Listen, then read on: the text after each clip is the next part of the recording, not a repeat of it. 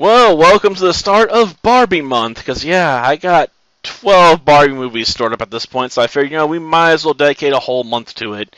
And we'll start with Barbie as the Princess and the Pauper, which I'll admit, is probably a bit above the standard when it comes to Barbie movies. They tend to be rather middle of the road, so it's hard to find a lot to say about them that's either good or bad.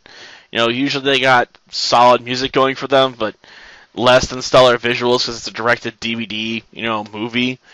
And a lot of these cases with some of these earlier ones, they used motion capture, which always looks a bit awkward.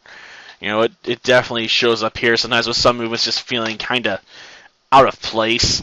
The other thing that keeps this one, a bit above the average fare for the franchise, of 37 movies, is the fact that Martin Short's having fun as Preminger, and it's hard not to find that a bit infectious. You kind of get happy when you see him pop up on screen. You're like, oh yeah, we're gonna have a good time for at least a little bit. It's not gonna feel. Bowing, I've been scraping, I've been lying like a rug, and for 10 long years I've had to pay my dues. Bland and forgettable, because that's the problem with a lot of the rest of the movie.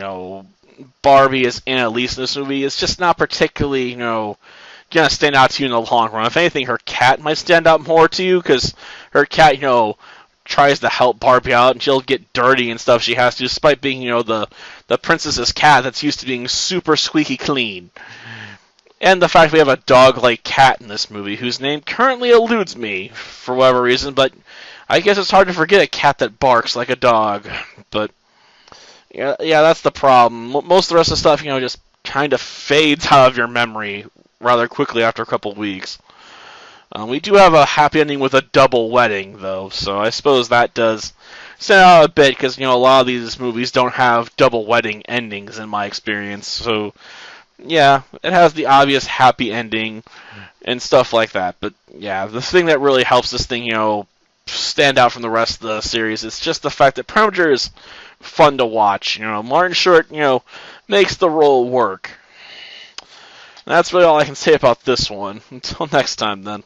See ya. Quiet on the set, please. And action. Are you quite sure this is a good idea?